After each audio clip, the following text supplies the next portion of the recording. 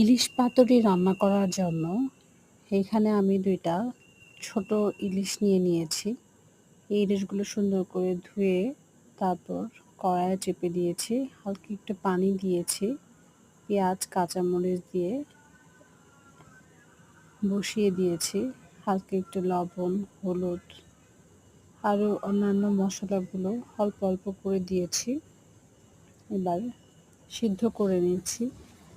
মাছটা সময় নিয়ে উল্টিয়ে দিয়ে একটু সিদ্ধ করে নিব। তারপর আবার নেড়েচেড়ে দিব।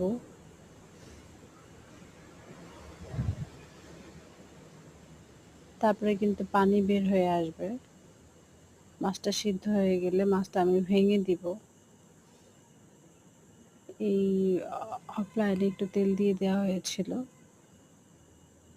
তারপর আমি পাতাগুলো ভালো করে ধুয়ে এই আগে থেকে ঝুরি করা মাছগুলো অল্প একটু দিয়ে দিব। তারপরে ভাঁজ করে নিব। এইভাবে আমি আরেকটা দেখিয়ে দিচ্ছি। এইভাবে ঝুরি করা মাছ নিয়ে তারপরে ভাঁজ করে এই পাতুরি তৈরি করে নেব। পাতুরি তৈরি হয়ে গেলে কড়াইয়ে গরম করে তেলের মধ্যে ভেজে নিব। এভাবে উল্টিয়ে পাল্টিয়ে ভেজে মাছ উঠিয়ে নিব। এটা খেতে কিন্তু দারুণ।